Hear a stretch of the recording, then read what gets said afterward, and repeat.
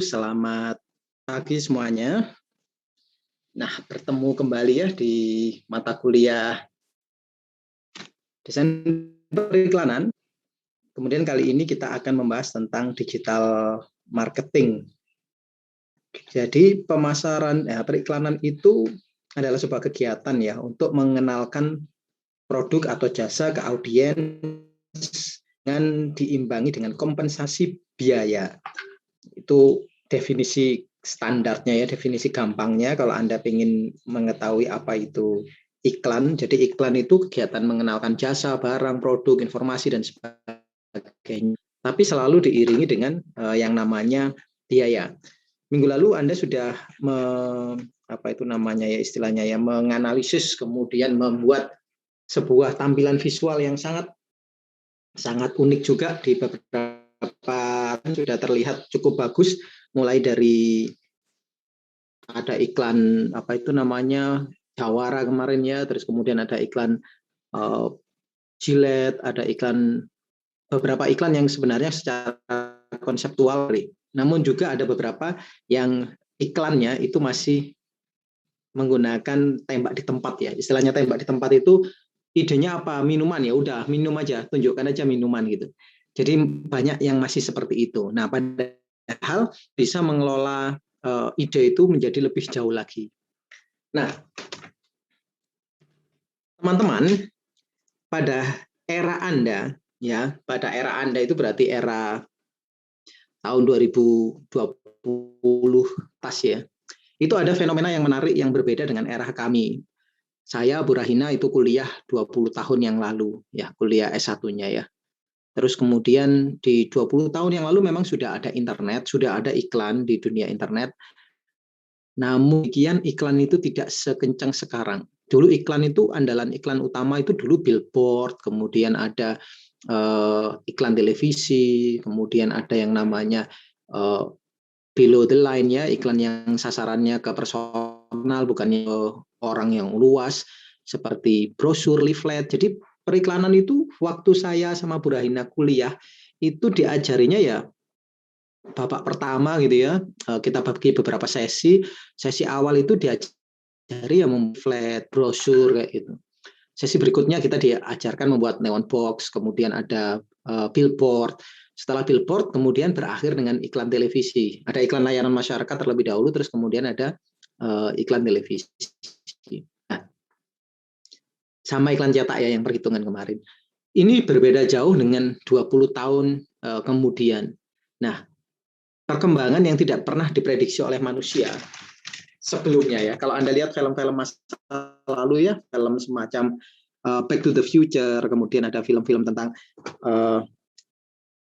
masa depan ya, Terminal Velocity, kemudian ada banyak sekali film-film masa lalu yang menceritakan tentang masa depan yang diprediksi mereka itu adalah mobil terbang, terus kemudian teleport gitu ya. Jadi tidak memprediksi bahwa teknologi itu nantinya ternyata bukan teknologi fisik, tapi teknologi yang berkembang adalah teknologi jaringan atau teknologi yang saling menghubungnya, itu internet. Internet itu tidak ada dalam radar prediksi manusia sebelumnya ya. Yang manusia era 70 ke belakang itu 1970 ke belakang itu nggak akan memprediksi kalau manusia itu akan berhadapan dengan teknologi yang namanya internet. Dulu pikirnya ya kita akan menaklukkan langit, membuat koloni di Mars atau di bulan, terus kemudian membuat mobil terbang di mana-mana, jalan raya itu sudah terbang semua. Ternyata nggak seperti itu. Ternyata larinya adalah ke internet. Nah, internet makanya langsung jadi yang namanya revolusi industri 4 ya. Revolusi industri 1, 2, 3 itu semuanya berkaitan dengan fisik. Tapi ketika revolusi industri keempat berkaitannya dengan teknologi virtual atau teknologi digital. Hanya 0 dan 1 aja asal usulnya gitu ya, sudah nggak fisik lagi. Nah, ini yang perkembangannya sangat signifikan, termasuk juga di dalam hal periklanan. Kalau sekarang Anda masih melihat iklan televisi ya, iklan televisi masih banyak, masih efektif. Kemarin kalau Anda lihat 11-11 ya, mulai dari Tokopedia, Bukalapak, semuanya adu iklan di televisi. Bahkan Shopee membeli acara besar-besaran di televisi seperti itu. Nah, kenapa kok di Indonesia masih seperti itu? Karena penetrasi internet di Indonesia masih belum 90%. 90%, penetrasi internet di Indonesia itu baru 40%-an. Dan masih belum 100%, belum 50%. Nanti kalau sudah sampai ke situ, televisi itu nanti bakalan tergeser itu iklan di televisi. Iklan billboard sekarang kita sudah lihat banyak sekali billboard kosong ya saat ini ya. Dulu billboard itu di pinggir jalan banyak sekali. Sekarang billboard hampir di jalan-jalan yang bukan jalan utama itu hampir kosong semuanya. Nah, kenapa? Karena ada pergeseran paradigma seseorang ketika memahami sebuah produk. Memahami produk, Anda harus melihat iklan. Kalau sekarang untuk memahami produk, iklannya yang disajikan ke Anda. Kalau dulu Anda yang harus melihat iklan ya, Anda jalan ke kota gitu ya, terus kemudian melihat billboard, Anda yang melihat kalau sekarang iklannya yang diperlihatkan ke Anda, dihadapkan ke Anda. Kalau dulu Anda harus lihat TV, terus kemudian TV-nya ada iklannya. Kalau sekarang iklannya dikirim ke Anda. Nah, itulah yang disebut sebagai digital marketing. Mau tidak mau, anak DKV harus mampu memahami apa yang namanya digital marketing dan bagaimana membuat atau memiliki kemampuan untuk mengelola iklan melalui digital marketing. Nah, itulah alasannya hari ini kita belajar digital marketing. Minggu depan kita akan tugas hari ini yaitu membahas digital marketing, terus kemudian kita akan membahas tentang iklan layanan masyarakat. Nanti penutupnya Bu Raina akan membahas tentang ambient media. Ya, kita mulai dari digital marketing itu kira-kira seperti apa ya. Nah, pertama-tama ketika Anda bilang digital marketing, maka di Indonesia kan itu jadi pemasaran digital ya, pemasaran digital. Nah, pemasaran digital itu adalah menggunakan apa? Nomor satu dia pasti menggunakan internet, menggunakan smartphone, menggunakan iklan display. Iklan display itu kalau Anda jalan ke dulu ya, ada sekarang nggak ada di Semarang. Kalau dulu Anda di depan Paragon itu ada iklan apa besar LED proyektor gitu ya, bukan LED proyektor, LED biasa. Kemudian di situ LED-nya memutar iklan macam-macam, besar dulu. Kalau di balai kota juga ada, tapi khusus untuk iklannya balai kota itu ada dulu. Terus dulu di Tugu Muda, kalau di depannya, di atasnya pos polisi atau Tugu Muda bagi yang rumahnya di Semarang itu juga ada iklan display, ada LED gede terus iklannya ganti-ganti. Sekarang nggak ada tuh karena operasionalnya mahal ya dan tidak ada yang apa itu namanya yang masang iklan lagi karena terlalu mahal. Nah, iklan-iklan seperti ini itu semuanya dipengaruhi sama yang namanya media digital. Lalu ada yang komplain, lupa billboard kan juga digital asal usulnya. Tapi modelnya bukan model iklan yang seperti itu yang dimaksud ya. Iklan digital itu bisa jadi iklannya bergerak, iklannya apa itu namanya animasi, ada motion graphic di sana. Nah, yang seperti itu yang membedakan. Kalau konsep iklannya sama, cara nyari idenya sama, hanya saja medianya yang berbeda. Nah, ketika Anda belajar tentang pemasaran digital ya, ini agak teoritis ya hari ini ya. Semoga saja nggak bosen. Tapi kalau Anda paham ini nantinya, kalau ini dasar ya, basic. Tapi kalau Anda nanti ingin mengekspansi diri Anda, keilmuan Anda dengan cara mencari datanya lebih detail di yang namanya dunia internet saat ini ya, istilah-istilah ini kalau Anda kuasai beneran, itu enak banget. Ya. Ada SEO, Search Engine Optimization, SEM, Search Engine Marketing, terus ada email marketing, dari marketing, ada content marketing, ada native marketing, ada display advertising, ada mobile advertising. Nah, semuanya ini adalah apa itu namanya istilah-istilah yang umum dalam pemasaran digital. Terlebih lagi sekarang sudah ada blockchain ya. Blockchain itu bisa apa itu namanya digital currency ya, uang-uang digital itu, kemudian NFT ya, non fungible token dan sebagainya. Itu juga salah satu yang terkaitannya dengan DKV itu sangat tinggi. Nah, kita akan bahas ini tidak bosan nanti ya. Pertama adalah SEO, Search Engine Optimization. Anda pasti yakin 100% pernah dengar ini kalau Anda itu berhubungan dengan website ya. Atau mungkin Anda pernah atau yang mengambil mata kuliah website atau minggu semester depan itu ada mata kuliah website, itu Anda akan membutuhkan yang namanya SEO. Ya, SEO itu adalah Search Engine Optimization. Nah, semakin bagus nilai SEO Anda, maka Anda semakin ditemukan konsumen.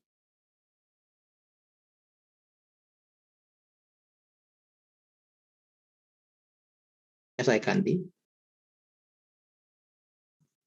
Oke, kita akan ke Google seperti ini. Setelah saya ke, nanti Anda teman-teman boleh praktek di sini ya. Kita akan memasukkan sebuah kata di sana. Misalkan gini, saya saat ini melihat kacang goreng Indomaret ya, kacang goreng Indomaret ya. Sudah habis, tinggal bungkusnya saja. Nah, saya akan masukkan di sini, misalkan kacang garing. Ya, kacang garing di sini adalah keyword yang saya inputkan ke Google. Saya enter. Bisa dilihat ya, teman-teman? Halo? Bisa, Pak. Ya. Coba Anda lihat apa yang muncul ketika saya pencet kacang garing. Yang muncul adalah dominasinya adalah si 2 kelinci, Indomaret. Nah, bayangkan Indomaret pun muncul ya, Indomaret. Terus kemudian 2 kelinci lagi, Garuda ada di sana. Sisanya tidak ada tuh, hanya 2 kelinci, Indomaret dan kacang Garuda. Kalau saya turun ke bawah, berikutnya adalah Tokopedia dan Shopee. Oke, turun ke bawah lagi Indomaret. Ya, bahkan Anda lihat di sini kacang garing 2 kelinci maupun kacang garing Garuda itu tidak ada di list atas. Ya, tidak ada di list atas. Lagi kita lihat kuliah DKV. Kita coba lihat. Nah, ketika kita lihat kuliah DKV yang muncul akupintar.id, rencanamu, ITB, yang pertama kali muncul adalah ITB ya. Terus kemudian ITS. Nah, dan seterusnya. Nggak ada nih. UNES nggak ada nih. Tuh, nggak ada. Sekarang kita spesifikkan lagi, kuliah DKV di Semarang. Nah, maka yang muncul kita lihat dulu di layar itu, Anda perhatikan Stekom, Dinus, Udinus ya, Stekom, Dinus, barulah FBS UNES. Artinya apa? SEO atau tingkat pencarian di internet itu kita sangat rendah sekali SEO kita nilainya. Bahkan kita kalah sama yang namanya Stekom ya. Terus kita kalah juga sama yangnya Udinus. Kita coba lihat di situ ada 10 universitas dengan jurusan DKV. Kita coba buka lagi. Ya. Versi Yud manual dan keunikannya masing-masing. IT nomor 1, nomor 2 ISI Jogja, nomor 3 UNS Semarang, ya.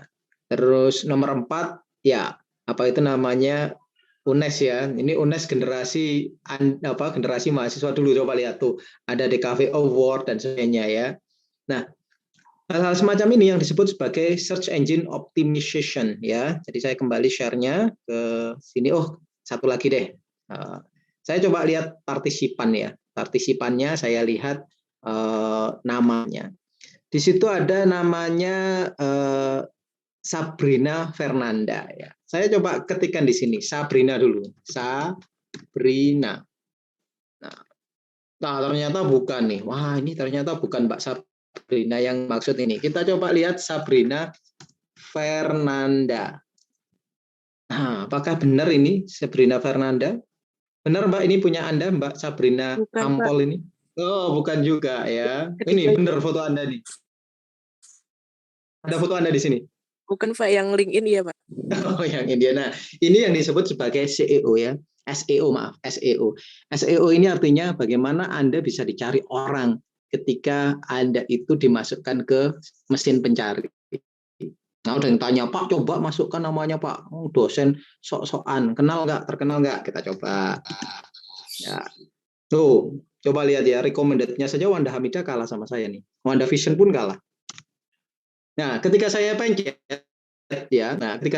Wanda saja, maka yang muncul adalah pertama adalah wanda.org, wanda.org, Wanda UNES, kemudian Wanda LinkedIn, Wanda Google Scholar. Ya fotonya kalah lah sama Wanda. Media saya masih hanya ada satu ya. Tapi setidaknya di situ untuk kategori nama saya tanpa ditambahi embel-embel yang lain itu masih lumayan SEO-nya saya masih berada di posisi depan. Semuanya saya kuasai. Nah, saya coba ke image. Ya. Nah, ini mulai ada AD gitu ya, mulai banyak Wanda Amida, sudah banyak lah. Ini juga ada mie goreng cap Wanda ini ya. Ini dulu beli sama minyak apa si mie goreng dari Filipina ini ya. Nah, ini yang disebut sebagai CEO. Sekarang kalau misalkan namanya didetailkan, nah namanya saya detailkan, ya secara otomatis itu sudah milik saya semua gitu ya. Ini sudah benar-benar milik saya semua ininya ya. Nah, ini yang disebut sebagai SEO. Jadi SEO-nya itu saya berusaha untuk mengetikkan nama ke apa itu namanya search engine. Nah, kita coba Bu Rahina ya. Wah, kita lihat tuh Bu Rahinanya nggak pakai SEO ya, malah jual Rahina terdekat. Beli nih kalau ada ini. Nah, nggak ada tuh ya, Bu Rahinanya masih kalah. Tapi kalau Rahinanya sudah dikasih Nugrahani, nah nggak ada recommended-nya tuh ya. Nah, ini baru langsung ke UNEX. Ya, semuanya lengkap nih datanya.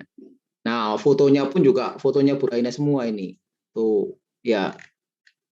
Nah, dari sini kita nanti akan memahami bahwasannya kalau Anda ingin mencari sebuah produk atau ingin memperkenalkan diri Anda ke ruang publik, maka Anda harus menguasai yang namanya SEO.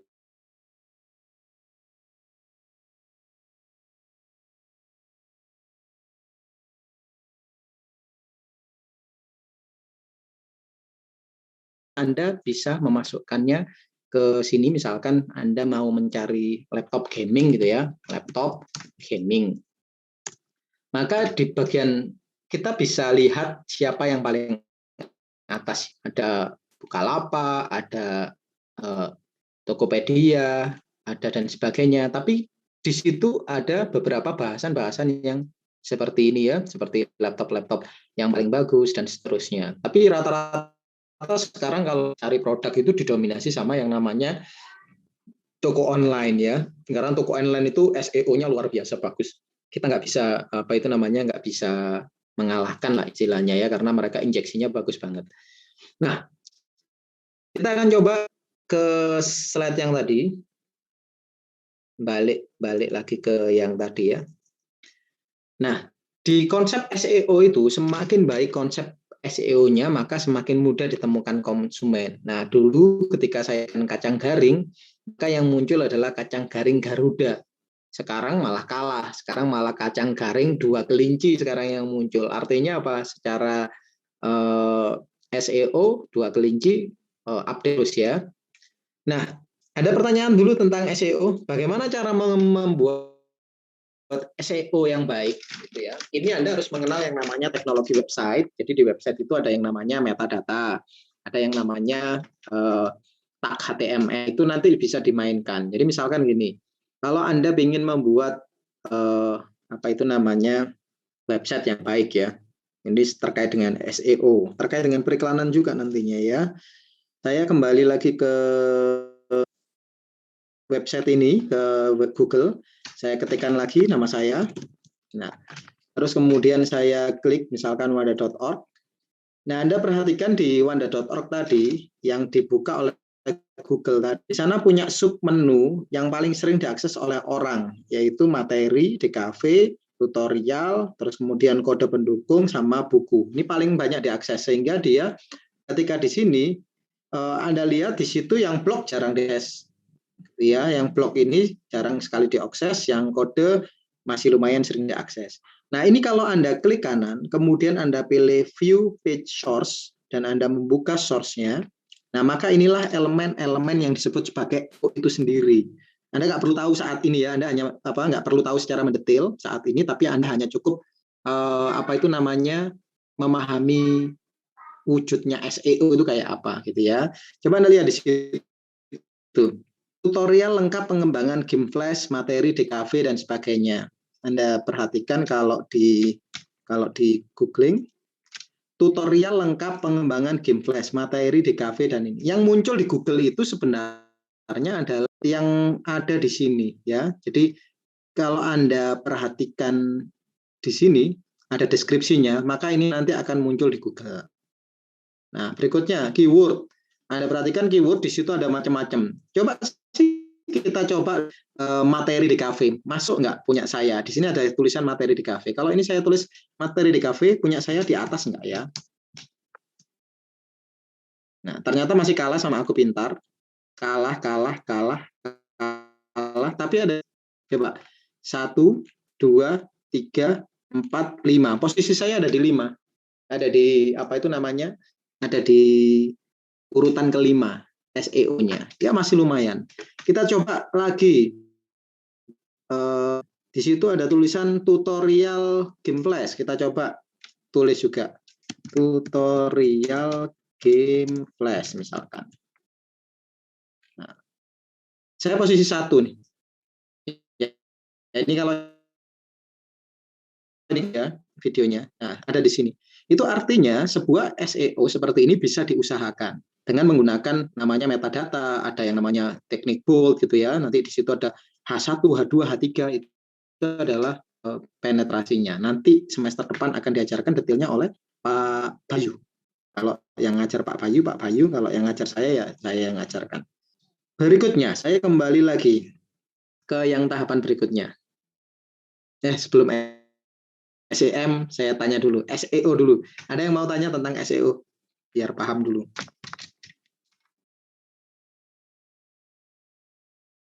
Tidak ada yang tanya ya, oke. Nah, terus kaitannya dengan periklanan apa? Kaitannya dengan periklanan itu karena ini marketing ya, digital marketing ya. Kalau semakin bagus SEO Anda, maka Anda tanpa ngiklan pun Anda bisa ketemu di halaman depan. Jadi misalkan saya mau beli HP gitu ya, sudah di halaman depan sudah ada rekomendasinya HP yang terbaik dan sebagainya. Adalah penguasaan yang namanya SEO. Berikutnya adalah SEM. SEM itu search engine marketing. Search engine marketing itu adalah diketik di Google tapi muncul di halaman atas secara otomatis tanpa mikir SEO-nya. Tapi Anda ada yang seperti itu, ada. Jadi misalkan kalau saya tulis sekolah bisnis ya di Google, itu muncul langsung di situ, irsyad.org. Tapi di depannya ada tulisan AD kayak gini. Ini ad. Artinya apa? Ini ada advertising. Berarti dia itu iklan. Gitu ya. Jadi dia itu iklannya ada di sana. Jadi ketika ngiklan, posisinya dia paling tinggi di Google.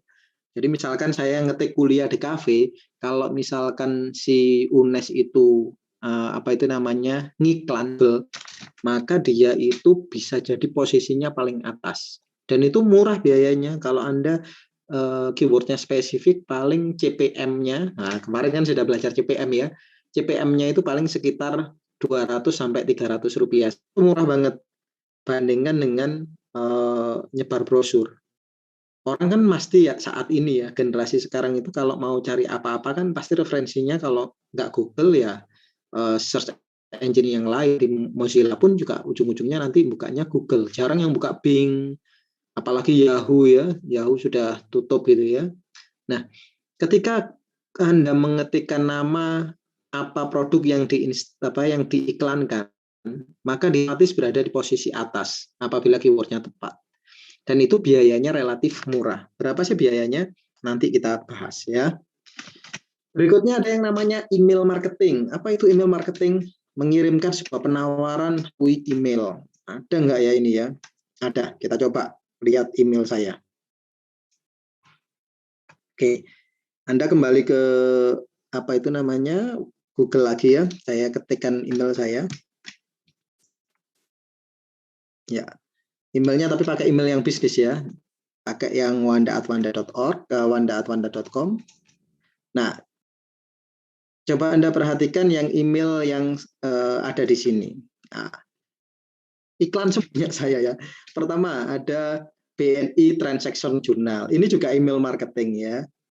ITB kantor kealumnian. Wah, dia memiliki iklannya tentang di sini tentang acara.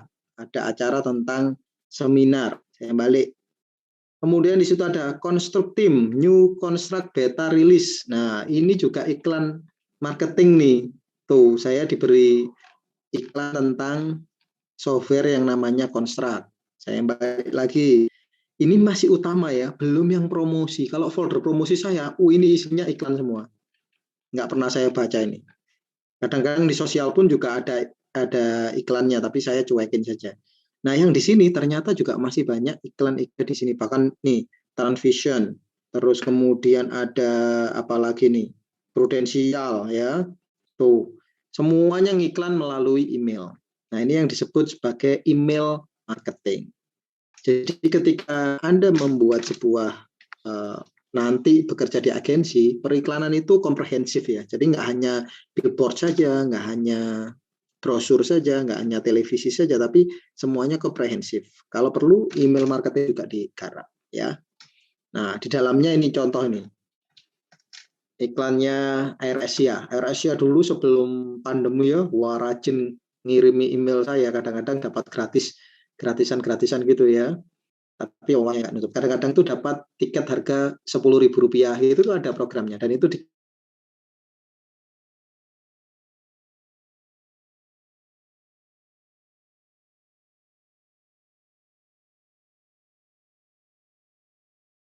diajak 10 orang berlangganan Indovision, Anda dapat Indovision gratis 1 tahun. Itu disebut sebagai referral. Jadi ada produk dibeli konsumen satu menyarankan ke konsumen 2 beli, bilangnya diberitahu siapa? Konsumen 1. Maka secara otomatis konsumen 1 akan mendapatkan reward. Nah, ini ada di beberapa iklan digital ya yang menggunakan referral. Contohnya Dudu ini referral ya. Kalau Anda bisa mendapatkan 1 orang yang login ke Kudu, maka Anda mendapatkan $50 kredit, ya $50, tapi biasanya dalam bentuk poin ya atau kredit. Berikutnya ada yang namanya content marketing. Ini yang paling banyak dilakukan saat ini ya. Content marketing itu Anda menciptakan sebuah konten, terus kemudian konten itu target untuk membangun awareness ya, untuk membangun kesadaran akan merek. Contoh sederhana, ada yang namanya yang sekarang saya kebetulan kemarin bagi yang nggak datang ya, desain kemasan datang karena desain kemasan kemarin saya harus pergi ke Dinkop UMKM. Jadi nanti misalkan desain kemasan yang Kamis kemarin misalkan nih ya, nanti Anda jam 1 tidak ada kuliah, nanti saya share juga supaya Anda nanti bisa join ke yang hari ini jam 1 siang nanti.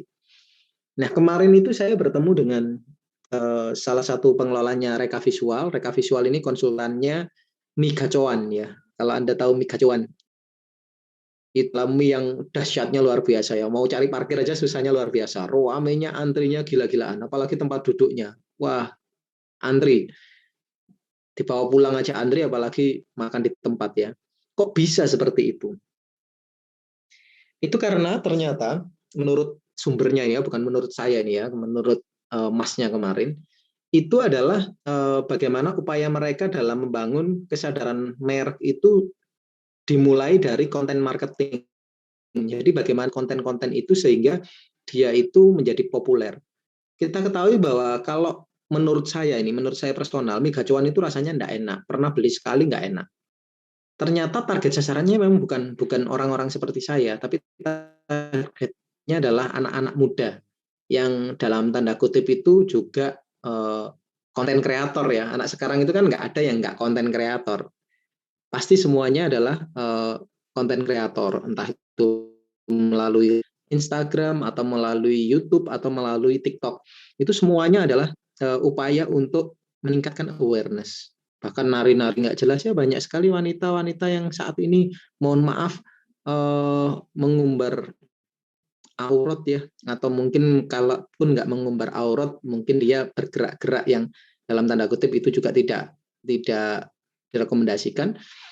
Itu banyak sekali yang hanya digunakan untuk mendapatkan itu tadi, kesadaran atas dirinya gitu ya, pengakuan atas dirinya. Entah itu dalam bentuk follower, dalam bentuk like dan sebagainya.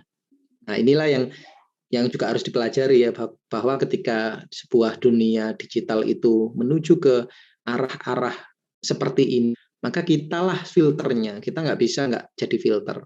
Nah, sebaik-baik filter itu adalah orang yang berhati-hati. Jadi misalkan Anda, Mbak-mbak misalkan ya, mohon maaf nih ya, kalau saya menyinggung salah satu dari Anda. Kalau Anda pure untuk menari-nari di depan layar gitu ya, hanya dalam obsesi untuk mencari like atau mencari awareness, lebih baik dibatalkan gitu ya. Atau mungkin Anda cari kegiatan yang lain. Anda bisa kok share yang lebih positif gitu ya, share tentang bagaimana sulitnya jadi anak di kafe misalkan gitu ya. Suka dukanya. Itu juga banyak kok konsumennya dan itu jauh lebih positif daripada bergoyang-goyang yang pada akhirnya menimbulkan nafsu pada orang yang menontonnya. Lalu ada yang menyalahkan gini, ini biasanya ya, itu kan gara-gara otaknya yang nonton saja yang ngeres gitu ya. Bukan seperti itu proses kerja atau prinsip kerja manusia itu ya. Manusia itu kerjanya ada dua jenis, laki-laki dan perempuan. Kalau laki-lakinya nggak bisa diprediksi sama orang perempuan, orang laki-laki nggak akan bisa memprediksi orang perempuan. Itu sudah dari sononya seperti itu. Jadi ketika ada wanita berpakaian agak ketat atau minim makin buka, terus kemudian menyalahkan pria yang melihatnya, nah itu juga konsep yang salah. Karena apa? Laki-laki itu secara naluriah pasti akan melihat itu. Demikian halnya juga perempuan yang tidak bisa dimengerti isi hatinya oleh laki-laki juga harus sadar gitu ya. Karena perempuan secara psikologis juga seperti itu. Ingin dimengerti tapi sulit dimengerti. Nah, hal-hal yang semacam ini yang harus kita filter dari diri kita sendiri. Jadi filternya itu personal yang bersangkutan. Kalau Anda mau nge-share atau membuat sebuah konten yang berusaha memarketing diri Anda sendiri atau memarketing itu apa ya, menjual diri Anda sendiri ya, kata-kata pendeknya gitu ya. Kalau kata-kata halusnya ya mungkin memasarkan keunggulan yang Anda miliki gitu ya. Nah, itu carilah keunggulan yang dalam tanda kutip itu sifatnya positif dari sudut pandang laki-laki maupun dari sudut pandang perempuan. Jadi nggak harus goyang-goyang, nari, dan tiru-tiru orang-orang yang di luar-luar gitu ya, yang minimalis pakaiannya. Jangan seperti itu. Nah, kita bisa membangun sesuatu yang lain.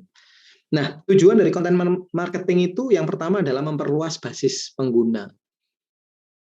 Kompetisi saat ini itu luar biasa, sehingga kalau Anda nggak punya yang namanya konten marketing, amblas sudah, kalah ya.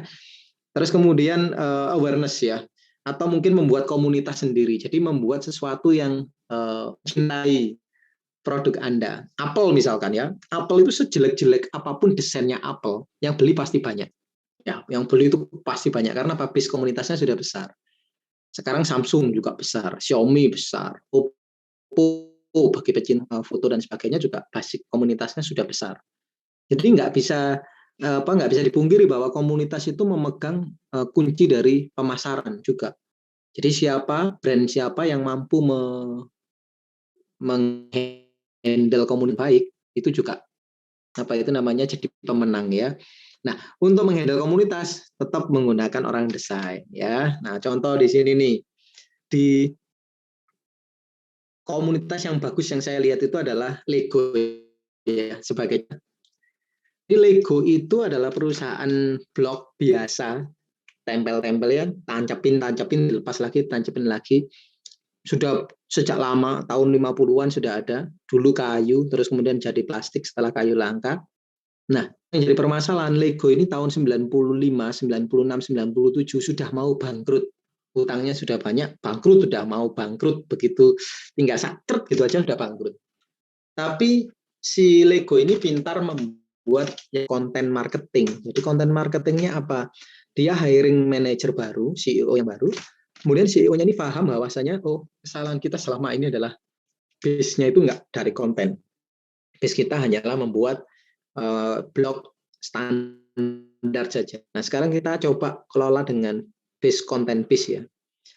Kemudian dia beli lisensinya Batman, lisensinya Superman, lisensinya film-film Disney, Lord of the Ring, film-film dewasa, semuanya dibeli lisensi. Nah, lisensi ini diolah kemudian menjadi konten baru. Kayak Lego City, kemudian Lego Star Wars, kemudian Lego, bahkan yang terakhir itu saya lihat Lego Super Mario harganya fantastis ya. Cuma hanya isinya 50 saja harganya sudah 750.000, tapi larisnya luar biasa. Nah, ini adalah manajemen konten. Dari mau bangkrut tahun 97, di tahun 2006, 2007, 10 tahun berikutnya, itu menjadi perusahaan mainan yang si Lego itu. Karena apa? Karena dia itu memainkan yang namanya konten marketing. Berikutnya adalah display advertising. Ya, display advertising itu adalah sebuah iklan di website yang ada gambarnya. Dulu ada flash, masih ada SWF ya. Tapi entah kenapa dengan persaingan politik di website, flashnya di take down.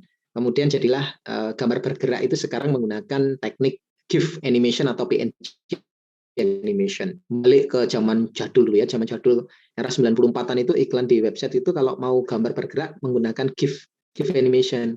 Nah, sekarang balik ke situ lagi. Alasannya keamanan ya. Nah, di situ ada iklannya, sudah ada iklan yang bahkan sekarang paling banyak itu iklan video ya. Iklan display tapi video. Nah, ini yang menarik di situ. Nah, ada format-format khusus dalam display advertising. Ini yang di layar ini ya, standar, vertical rectangle, mobile letterboard, banner, terus kemudian letterboard dan square. Bentuknya kayak gini. Ini website saya ketika masa namanya game flash dulu ya. Sebelum di take down kan baru 2021 ya flashnya ya. Sebelum 2021 iklannya banyak. Ini belum sempat saya handle lagi. Iklannya banyak dan setiap kali orang ngeklik iklan tik, saya mendapatkan profit ya. Jadi saya menyediakan konten, orang datang ke website saya karena konten yang ada di website saya, eksklusif biasanya kontennya. Terus kemudian orang itu tertarik dengan iklan yang nempel, iklannya diklik saya dapat uang. Kalaupun nggak diklik, orang melihat iklannya saya dapat uang juga. Nah, kalau diklik itu namanya CPC, cost per klik. Kalau dilihat saja itu namanya CPM, cost per mil. Jadi kalau CPC itu bukan per kontak ya, kalau kemarin kan cost per kontak kalau untuk iklan. Kalau untuk yang di iklan website itu namanya cost per klik. Jadi setiap diklik orang Anda dapat sekian. Itu sama seperti di YouTube ya. Nah, di Facebook ada, di Instagram ada, di mana-mana iklan display ya. Nah, display advertising dalam format handphone juga banyak. Anda coba lihat data tahun 2016, ini datanya belum saya update nih. Iklan belanjanya iklan HP itu miliar. Ya, itu tumbuhnya 200%. Sekarang ini sudah 4 tahun dari materi yang saya buat ini, berarti sudah naik 4 kali 200, 800% ya, berarti 8 kali lipat. Berarti sekarang itu sudah 1 triliunan lah, triliun dolar ya untuk biaya periklanan. Nah, 1 triliun dolar ini dibagi-bagi teman-teman. Dibagi-bagi ke siapa? Ke yang mendisplay, yang membuat konten. Atta Halilintar sekian, gitu ya, Raffi Ahmad sekian, gitu. Yang buat-buat artis kenal itu ya kasih sekian-sekian, yang followernya agak sedikit dapat sekian, yang followernya sedikit lagi dapat sekian, sampai yang dilihat sedikit-sedikit dapatnya recehan. Itu ada tuh yang sehari sebulan cuma dapat 200.000, itu kan juga ada. Nah, itu dari uang belanja yang diberikan kepada orang-orang yang membuat konten di website. Anda boleh percaya atau tidak, dulu itu sebuah website saya itu bisa menghasilkan antara 10 sampai 15 juta per bulan tanpa saya apa-apain. Nah, nanti kalau di website saya ajarkan caranya gimana ya. Nah, iklan HP sekarang Anda sudah paham banget ya, apalagi kalau buka media-media mainstream ya seperti Detik, untuk iklannya kan di mana-mana, saya juga jengkel juga. Nah, itu ada iklan di bawah, ada pop-up, macam-macam. Itu semuanya disebut sebagai iklan display digital.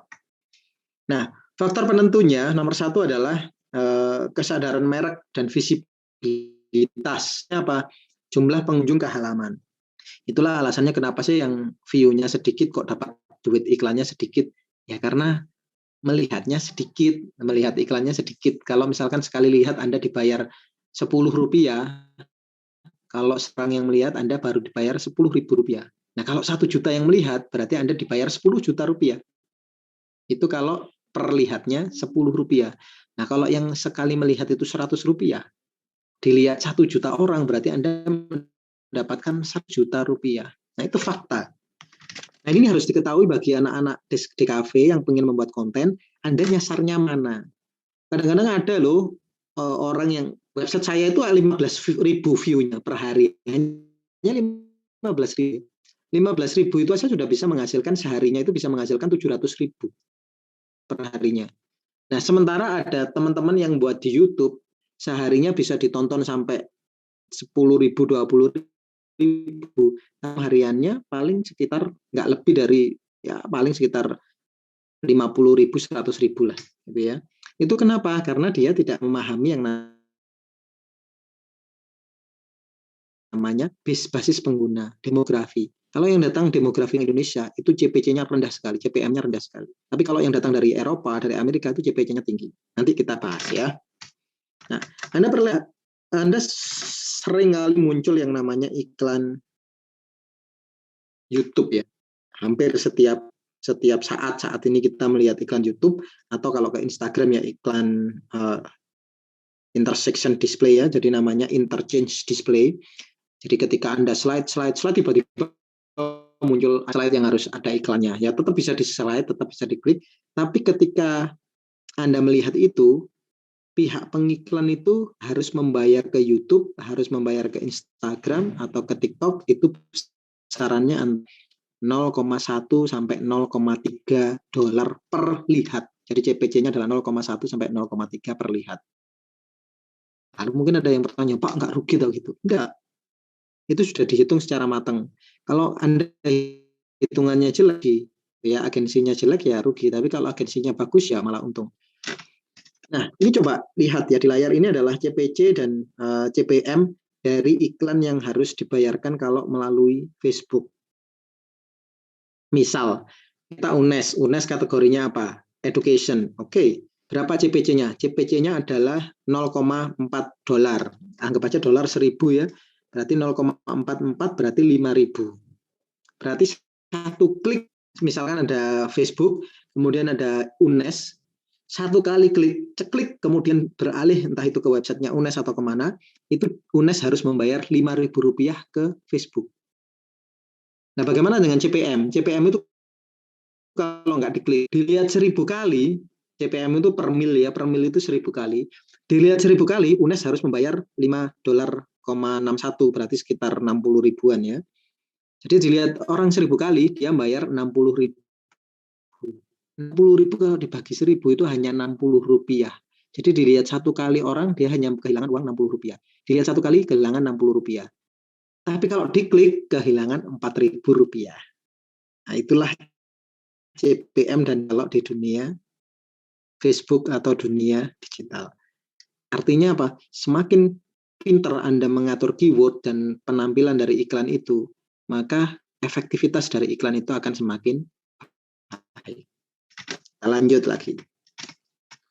Iklan Google bagaimana kerjanya? Lebih rumit lagi, pakai metode bidding. Bidding itu Anda cari keyword, di situ sudah ada harganya. Semakin tinggi angka yang Anda masukkan, maka iklan Anda semakin tapi kalau semakin rendah iklan yang biaya yang Anda keluarkan, maka iklannya keluarnya jarang-jarang. Ya, ini yang disebut sebagai metode bidding di Google. Nah, agak ribet sih, tapi suatu saat Anda nanti contoh nih ya, ini contoh sederhana. Di layar itu ada 4 orang pengiklan ya. Pengiklannya itu memiliki nama advertiser 1 sampai advertiser 4. Terus kemudian mereka sama-sama mengiklankan. Coba Anda perhatikan ya, di advertiser 1 itu dia mengeluarkan uang ngebitnya ya, 2 dolar. Tapi dengan keyword yang baik, bisa mengeluarkan keyword dengan kualitas angka 10, bintang 10. Sehingga rank Anda itu hanya mengeluarkan biaya sekitar 20 dolaran. Nah, ketika 20 dolar ini dibagi dengan jumlah audiensnya, per CPC-nya Anda hanya membayar 1,61 dolar. Jadi hanya sekitar 20.000 lah per CPC.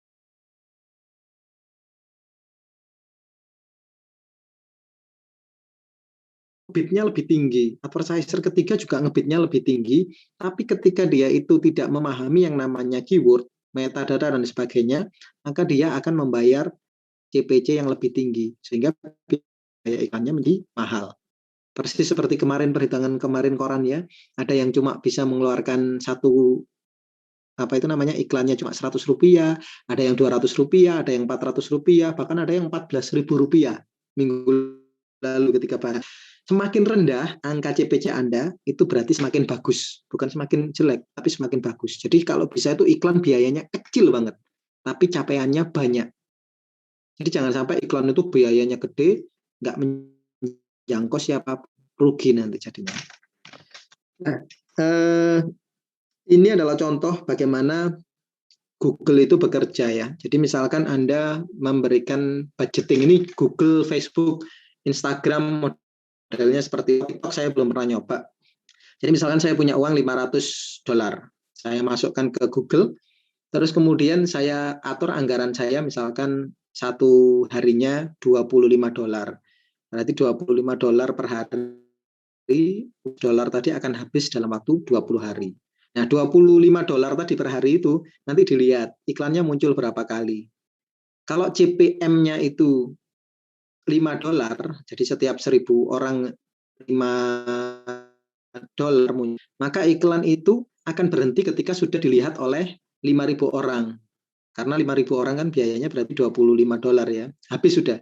Berarti iklannya nggak tayang lagi. Diganti sama iklan yang lain. Itu model prinsip kerjanya digital marketing. Beda sama billboard ya. Kalau billboard di jalan nempel sebulan di tempat itu ya nggak akan ganti-ganti. Sebulan ditempel di situ terus. Sebulan akan menempati tempat itu terus. Kalau iklan display di website atau iklannya ganti-ganti. Duitnya masih cukup nggak? Kalau masih cukup, lanjut. Kalau sudah habis, lewat. Ya, kalau sudah habis iklannya hilang, digantikan dengan iklan lain. Nah, ada yang namanya geotargeting. Geotargeting itu area kerja ya. Ini Instagram, Facebook semuanya itu ada yang namanya geotargeting. Inilah alasannya kenapa perusahaan-perusahaan itu lebih suka ke yang namanya iklan ya, daripada iklan televisi, iklan internet. Karena mereka memiliki yang namanya geotargeting dan specific keyword. Maksudnya gimana? Maksudnya gini, saya orang Semarang. Semarang saya spesifik daerah UNES. Saya menjual ayam goreng atau mungkin menjual nasi goreng misalkan. Nasi goreng saya mau saya iklankan via Instagram atau via Google. Nah, saya nggak mungkin iklan saya ini saya tunjukkan di Surabaya atau saya tunjukkan di Bali atau saya tunjukkan di Semarang. Rugi. Jadi kalau saya masang iklan TV kan TV-nya bisa dilihat di mana-mana ya, di Papua, di Sumatera, di Sulawesi, Kalimantan. Tapi itu rugi. Kenapa rugi? Mereka nggak akan bakalan datang ke tempat. Kalaupun datang gara-gara lewat karena rekreasi dan sebagainya, itu jumlahnya nggak signifikan. Nah, sehingga saya akan memasang yang namanya geotargeting. Area mana saja? Mungkin areanya adalah 10 km dari tempat saya. Nah, 10 km dari tempat UNES itu tadi, orang-orang yang kemungkinan besar akan datang ke tempat saya. Nah, itu yang disebut sebagai geotargeting. Lalu ada yang tanya, loh bagaimana dengan toko online? Toko online kan jangkauannya ke seluruh Indonesia. Jadi kalau online Anda bisa menggunakan yang namanya keyword. Ya, jadi jangan geotargeting kalau online. Kalau Anda bisa menjangkau seluruh Indonesia ya pakainya keyword. Nah, kalau menggunakan keyword itu Anda bisa melihat nih. Anda perhatikan keyword-keywordnya nanti bisa muncul di halaman ini ya, namanya device targeting. Jadi dia itu orangnya ngapain aja. Nah, coba saya tanya dulu nih biar nggak ngantuk semuanya dulu ya. Coba saya tanya Rizky Maulana, ada? Ada, Pak. Ya, Anda menggunakan media sosial? Instagram, Pak. Instagram saja? Iya, punya Twitter tapi jarang buka. Oke. Nggak punya, Pak. WA? WA ada. Nah, oke. Terima kasih, Mas. Nah, coba Anda perhatikan. Anda punya yang namanya WA, Anda punya yang namanya apa itu namanya tadi ya, Insta. Anda punya Twitter nggak pernah dipakai, oke. Sekarang ketika Anda berbicara soal Instagram, apakah semua orang itu Anda follow? Kan tidak ya. Anda hanya akan follow orang-orang yang dalam tanda kutip itu orang-orang yang Anda sukai atau yang sama dengan Anda. Misalkan ilustrasi, desain, dan seterusnya. WhatsApp juga sama. Ada yang tanya, banyak yang tanya, WhatsApp kenapa kok bisa gratis? Kira-kira kenapa WhatsApp kok bisa gratis? Davina Bulolo. Ya. Kenapa WhatsApp kok bisa gratis? Kurang tahu, Pak. Kira-kira saja.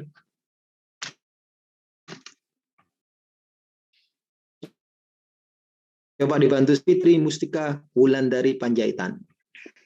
Tadi pertanyaannya apa, Pak? Maaf, sinyalnya kurang bagus.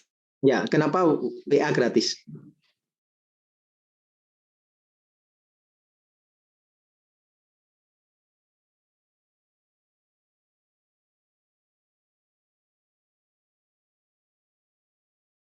WA gratis. Pak. Iya, silakan Mas Alif. Karena nggak ada iklannya, Pak. Ya iya, kenapa gratis? Kenapa nggak ada iklannya, terus biaya operasionalnya WhatsApp dari mana? Itu Pak, karena penggunanya banyak Pak. Itu menurut saya Terus, Pak. dapat duitnya dari mana WhatsApp itu?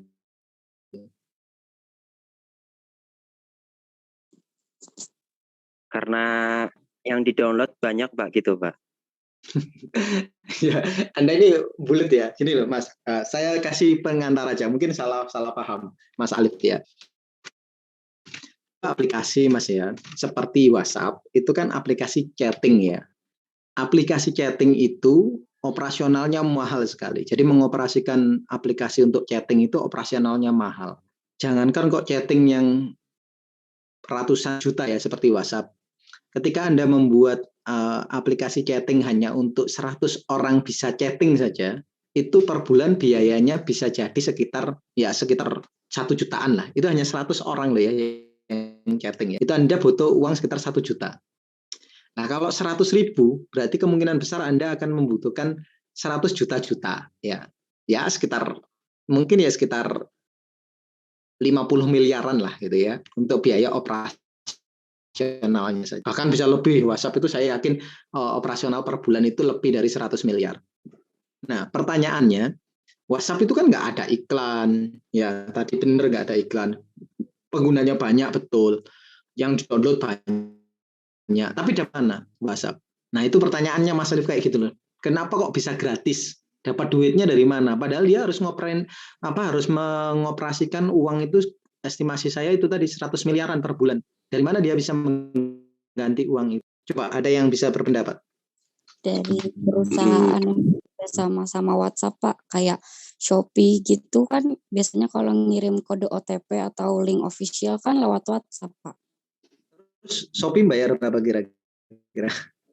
Saya nggak tahu Pak, cuman saya baca kayak gitu. Nggak ada bayar juga, Shopee gratis. Kalau Anda mau buat aplikasi yang bisa terintegrasi dikirim via WhatsApp itu gratis, Mbak. Shopee itu gratis, Mbak. Nggak, kirim OTP itu. Bahkan saya kalau mau buat ngirim kode OTP ke Anda gitu ya. Misalkan ikut kuliah desain periklanan harus ada kode OTP-nya via WhatsApp, itu pun gratis. Saya nggak akan bayar. Nah, lalu dapat dari mana? Coba. Anda harus curiga ini. Jadi mahasiswa yang kritis. Ada yang tahu? Coba. Perusahaan-perusahaan, Pak. Apa? Gimana? Saham perusahaan. Dari perusahaan-perusahaan. Perusahaan-perusahaan apa? Coba. Si penjelasannya gimana? Perusahaan yang ini, Pak, yang bisa melakukan interaksi dengan pengguna WhatsApp. Contoh. Kasih contoh deh. Contohnya? Contoh sehari-hari. Shopee tadi. OTP tadi. Coba Anda, ayo ada lagi. Ya, terima kasih Mas Dimas. Ada lagi yang berpendapat? Kok bisa WhatsApp gratis? Ya, gimana Mas Data Rizky? dari pengguna itu Pak. Seperti kalau kita mengaktifkan lokasi gitu Pak. Datanya Atau data-data. dibuat oleh siapa nanti? Datanya digunakan oleh siapa? Datanya kira-kira digunakan oleh siapa? Perusahaan. Ya perusahaan itu perusahaan siapa? Oke. Atau mungkin itu Pak, Apa? Ya, kayak belum apa banyak harus yang, di bawah sana belum naungan banyak yang paham Facebook. ya. Ya, jadi gini, saya jelaskan ya. Model kerjanya digital marketing itu ya. Tadi jawaban Anda sebenarnya benar, banyak yang benar. Pertama, HP Anda itu adalah mata-mata yang paling dahsyat sepanjang sejarah itu ya. Itu adalah HP Anda saat ini. Jadi kalau Anda ingin hidup Anda tidak dimata-matai, ya HP Anda singkirkan gitu ya, Anda buang kemana gitu ya, atau itu udah aman hidup Anda. Nah, HP Anda itu ada beberapa platform ya, namanya Android. Android itu sistemnya, itu yang membuat Google, dan itu digunakan Google untuk menyedot data apapun. Jadi datanya apa misalkan? Data lokasi, betul, data lokasi. Jadi kalau Anda sama misalkan ya, di situ ada Mbak Fitri bawa HP, jalan-jalan ke kampus, kemudian ketemu sama yang namanya Mas Dimas, ketemu, terus kemudian kok diem saja, maksudnya dua orang ini kok dekat terus di lokasi kampus. Maka kondisi artificial intelligence atau kecerdasan buatan dari Android tadi mengirim ke servernya Google bahwa Mas Dimas dan Mbak Fitri tadi itu adalah teman. Nah, kalau dia itu teman, maka dia punya hobi atau kesamaan yang kemungkinan sama. Rekomendasi apa yang disukai oleh Mas Dimas, itu nanti akan direkomendasikan juga oleh ke Mbak Fitri. Itu melalui Android-nya. Nah, WhatsApp juga sama. Kenapa bisa kok WhatsApp gratis? Kenapa Android kok gratis? Android itu gratis loh. Bayangkan ya, subsistem atau operasi yang sangat kompleks seperti Android dilempar gratis. Ya kita harus curiga dong. Kita itu hidup di masyarakat kapitalis masyarakatnya ya.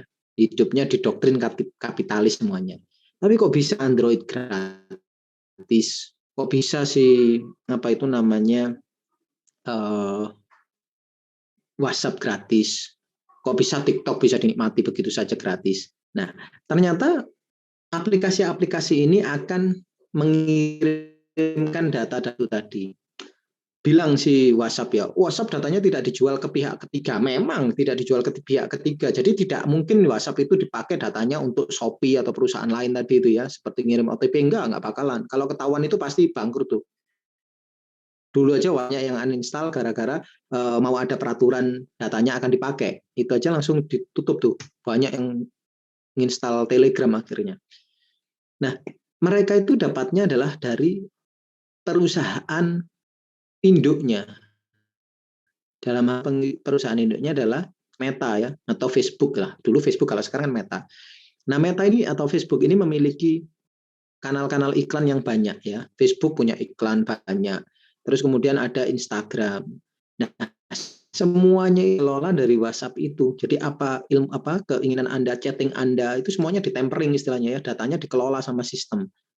Pakai artificial intelligence, nggak manual. Jadi misalkan Anda lagi chatting, aduh pengen mie ayam nih, pengen makan nih gitu ya, malam ini kayaknya mie ayam enak deh. Dia langsung ngirim data ke server, dan kalau ada iklan yang tersedia, maka iklan itu akan deliver ke Anda, baik melalui Instagram atau melalui Facebook kalau punya. Kemudian munculnya apa iklannya? Mungkin iklannya Tokopedia, Bukalapak yang menjual mie ayam itu, atau mungkin yang dagang mie ayam di sekitar Anda, tapi beriklan melalui media digital. Nah, itulah yang disebut sebagai device targeting ya. Dia itu bisa menargetkan ke masing-masing device. Device Anda itu jadi mengirimkan data secara rutin ke servernya Facebook tentang sifat Anda, tentang bahkan saya yakin 100% mereka mengetahui jauh lebih dari Anda dibanding Anda sendiri gitu ya.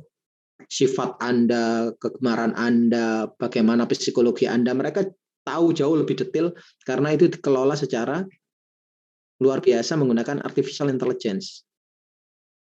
Jadi apa itu bahaya? Jangan dikira Anda diam terus kameranya nggak aktif-aktif sendiri. Jangan dikira nggak gitu ya. Kameranya HP-nya itu bisa aktif-aktif sendiri, mikrofonnya itu aktif-aktif sendiri. Maka dari itu orang-orang yang pengen aman biasanya lari ke hutan, yang nggak ada internet, kemudian dia itu hidup di sana secara tradisional. Udah aman hidupnya. Gitu ya. Nah ini terkaitan dengan itu. Makanya periklanan itu bisa menjadi super efektif di Facebook, di YouTube, di Instagram. Karena apa? Karena itu benar-benar orang ini loh yang bakalan beli. Peluang belinya orang ini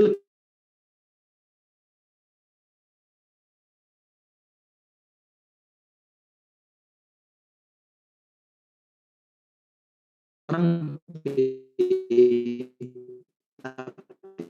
langsung saya berikan ke orang A saja. Nah, akhirnya iklan itu nggak seberapa efek. Kalau iklannya device targeting, yang butuh mie ayam itu orang A, orang C, dan orang E misalkan gitu ya, maka iklan saya ya ketiga orang itu tadi. Nggak akan iklan saya ke orang Z atau ke orang F yang nggak ada kaitannya dengan mie ayam. Atau iklan saya itu saya iklankan juga ke temannya A. Misalkan ada Mbak Alfiah punya teman, di situ ada temannya, ada Mbak Sabrina misalkan, kemudian sering bertemu terus Mbak Alfiahnya suka mie ayam, kemungkinan besar iklannya juga akan masuk ke Mbak Sabrina. Gitu ya, itu yang disebut sebagai device targeting. Nah, ini ada biaya yang harus dikelola oleh perusahaan untuk per CPM ya. Mahal-mahal tuh. Ini yang paling mahal nih keywordnya ya. Asuransi paling mahal, terus kemudian yang paling bawah itu ada treatment dan sebagainya. Nah ini fluktuatif ya. Tapi yang asuransi itu paling mahal. CPM-nya sampai 54. Karena banyak dicari di Amerika. Nah kesimpulannya teman-teman, kesimpulan hari ini ya, bahwa ketika kita mau mengambil yang namanya periklanan digital, maka kita harus memahami konsep-konsep apa, media apa yang mau kita pakai.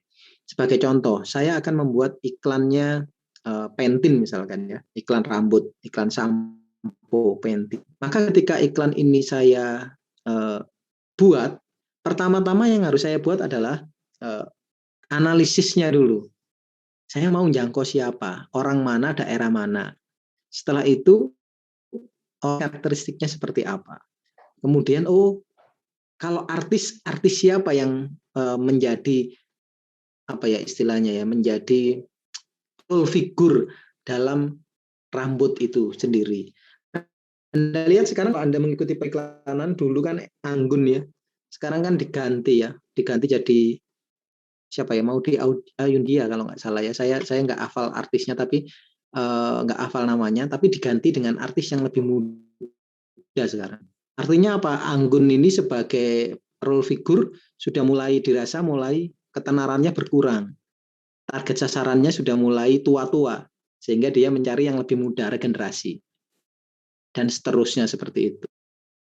Itulah alasan pakai aktor Korea gitu ya. Wah, Anda lihat ya, mulai Tokopedia punya aktor Korea, artis Korea. Shopee, aktor Korea, artis Korea, bahkan Jackie Chan pun kena gitu ya. Terus kemudian Bukalapak juga nggak mau kalah. Lazada juga pakai aktor Korea dan sebagainya. Nah, kenapa kok Korea terus? Karena ternyata saat ini kegandrungan trendsetter itu ke grup band Korea itu. Ya boyband istilahnya ya, nggak tahu lah. Dance band atau apa ya. Mereka lagunya nggak jelas, paling jual tampang dan jual tarian ya. Nah, seperti itu. Nah, ketika Anda sudah memahami itu, maka biaya iklan yang Anda keluar terus sebanding dengan respon yang diharapkan atau desired respon. Jadi misalkan saya mau iklan Pantene tadi, kalau saya menggunakan artis Korea, ya artis Koreanya Anda pilih siapa yang lagi lagi tren, kemudian di bagus tentu saja. Kemudian ketika diekspos, ketika dirilis iklannya, nanti jangkauannya berapa. Kalau Anda lihat iklan-iklan lain ya, si Ikatan Cinta itu ya, sinetron paling populer di Indonesia saat wah bintang iklannya banyak sekali. Dulu Reza Rahardian, setelah era Tora Sudiro, habis masanya Reza Rahardian, habis sekarang jadi Ikatan Cinta itu ya, siapa itu? Itu juga banyak iklannya di mana-mana, meskipun dia aktingnya juga nggak bagus, tapi dari sisi target audiens dia dikenal oleh banyak orang. Nah itu teoritik tentang pemasaran kreatif ya. Saya stop share, pertanyaan dulu, saya persilahkan siapapun yang mau bertanya. Sebelum saya kasih tugas nanti. Tanya Pak. Ya silakan.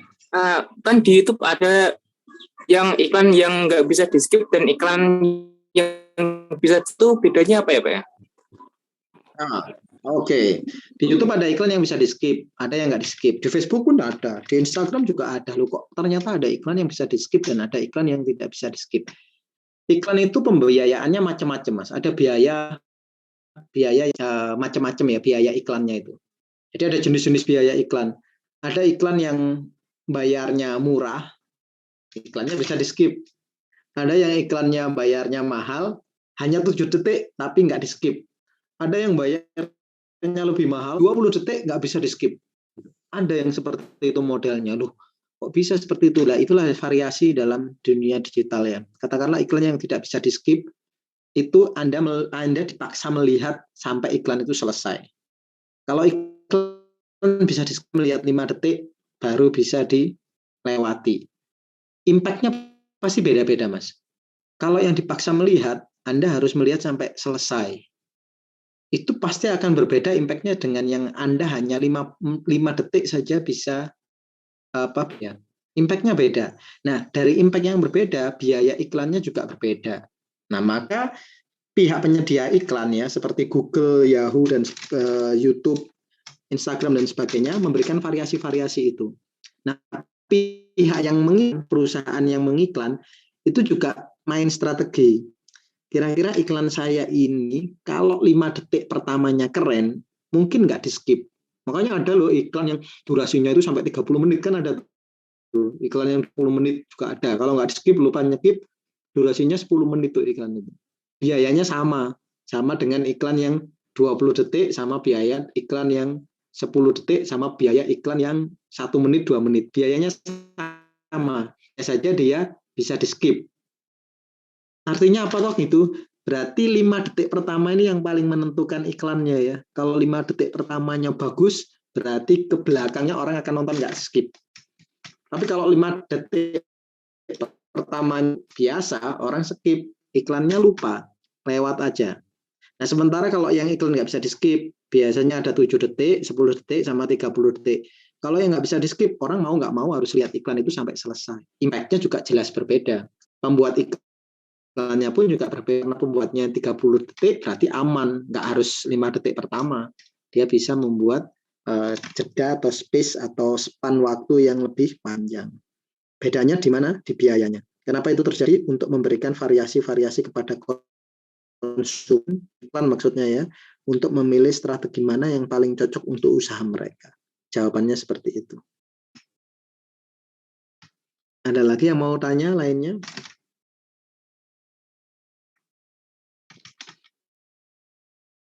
Nah, untuk iklannya, display iklannya itu juga sebisa mungkin yang kreatif ya, yang variatif. Terus kemudian buatlah iklan yang dalam tanda kutip itu memancing emosi atau memancing kesadaran orang atau memancing seseorang. Contoh-contoh iklan yang menarik ya, misalkan iklan-iklan Thailand ya, tapi iklan video ya, audiovisual. Di iklan Thailand itu banyak iklan yang nomor 1 pendekatannya komedi atau pendekatannya drama. Yang drama itu nonton iklan saja bisa nangis orangnya. Punya 1 menit saja orang bisa nangis tuh bawa iklannya Thailand. Atau mungkin durasinya lebih panjang, ada yang iklan 2 menit dan sebagainya. Tapi kalau iklan Indonesia, rata-rata iklannya mau iklan display internet, mau iklan TV, itu rata-rata tembak di tempat.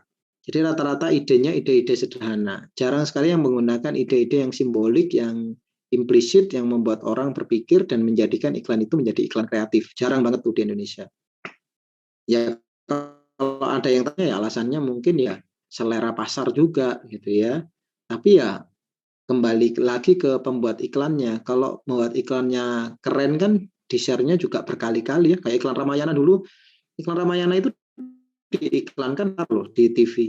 Paling disiarkan waktu menjelang bulan Ramadan, itu sedikit saja iklannya, tapi selanjutnya di-share di dunia maya itu berkali-kali. Kemudian dianalisis, bahkan membuat kajian-kajian forum untuk membuat mengkaji iklan itu. Nah, itu kegiatan promosi juga, jangan dilupakan. Nah, biayanya berapa? Biayanya ya biaya awal dulu pembuatannya, sehingga dia jauh lebih efektif. Seperti itu. Ada pertanyaan lagi? SEO, SEM, referral, iklan display. Kalau nggak ada yang tanya, saya review, saya tanya dulu. Kita mulai dari Mas dulu. Kita coba Triwansah ada? Ada, Pak. Oke. Apa itu SEO, Mas?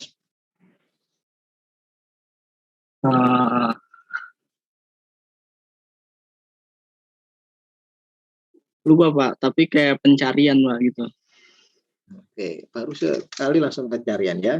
Apa sudah lupa? Dibantu oleh Mbak Diayu, silahkan Mbak Diayu Nur Akilah. Apa itu SEO? Ya, Pak. Apa itu SEO? Ya, Pak, tadi kalau nggak salah search engine. Nggak usah singkatannya, kira-kira yang Anda pahami saja. Kayak pencarian, Pak.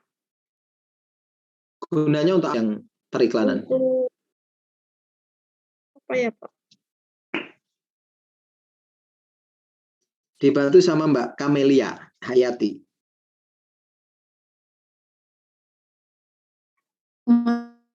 Maaf Pak, telat masuk kayaknya yang bagian itu nggak sempat dengar Pak. Oke, ya udah kalau gitu yang ini SEM deh Mbak Kamelia.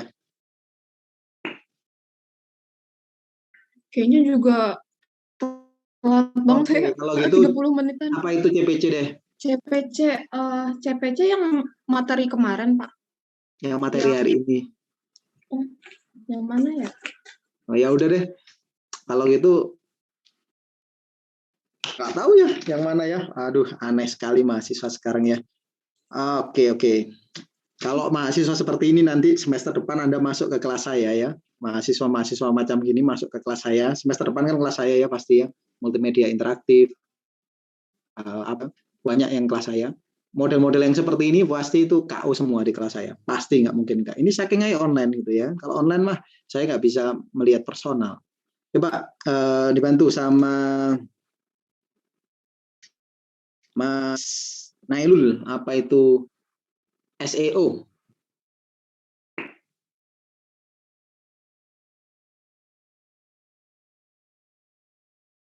Oke, on cam semua. Oke, kalau gini nggak bagus on cam semua ya, nggak on cam tak tanya. Ya, nah, kalau seperti ini nih mahasiswa ini paling tiduran, diajari malah nggak mendengarkan tiduran. Oke, kita akan mulai nggak menyalakan kamera, kita akan mulai dari tuh ya tiduran semua tuh kelihatan tuh, nggak ada yang nggak tiduran.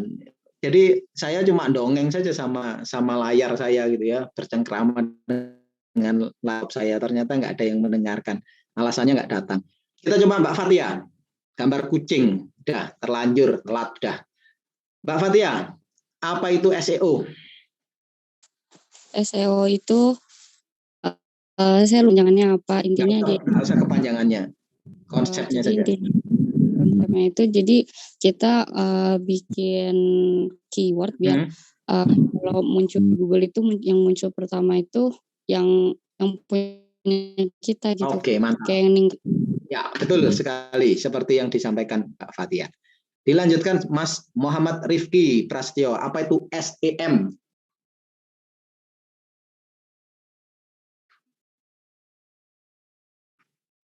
Oke, yang bersangkutan tidak menyalakan kamera dan tidak menyapa. Lewat. Rizky Prasetyo. Muhammad Rizky Prasetyo. Muhammad Rifki nggak masuk ya. Dimas. Iya, Pak. Apa itu SEM?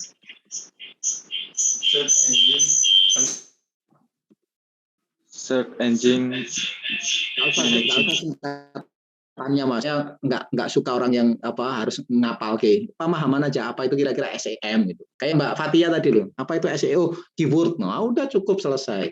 Apa itu SEM?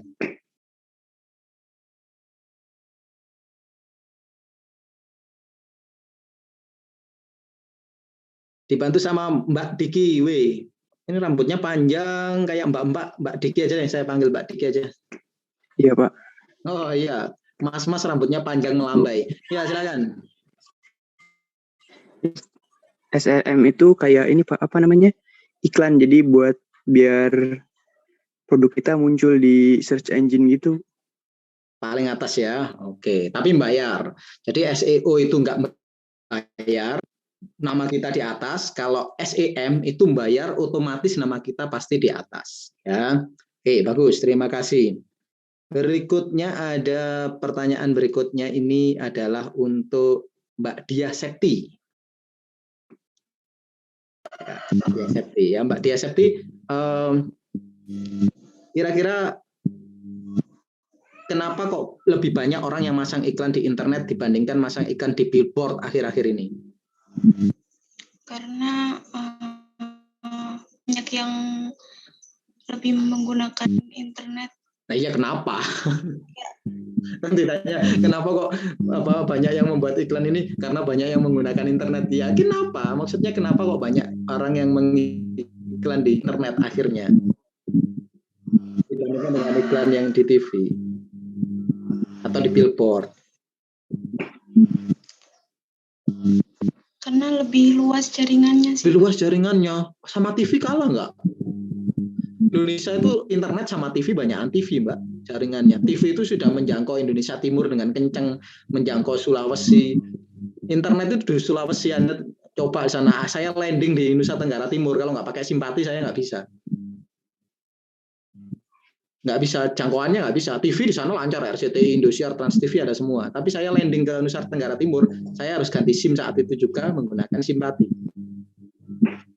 Artinya jangkauannya nggak seperti itu. Kan Mbak Elisa. Ya, gimana Mbak Dia? Kira-kira kenapa orang kok tiba-tiba pakainya internet saja, iklan internet, kok nggak iklan?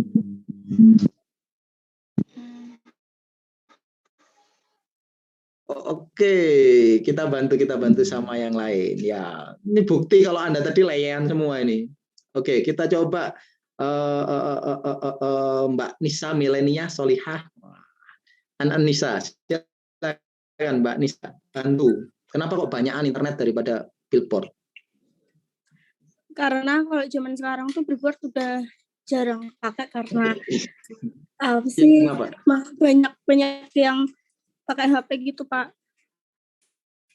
Pakai billboard maksudnya itu? Ya banyak HP. Apa kaitannya pakai HP sama billboard? Kenapa kok nggak pakai billboard gitu? Jawabannya bulat banget Anda ya. Kenapa kok nggak pakai billboard? Karena kan mahal ya. gitu Pak. Jangkauannya billboard mahal gitu loh Pak. Billboard mahal.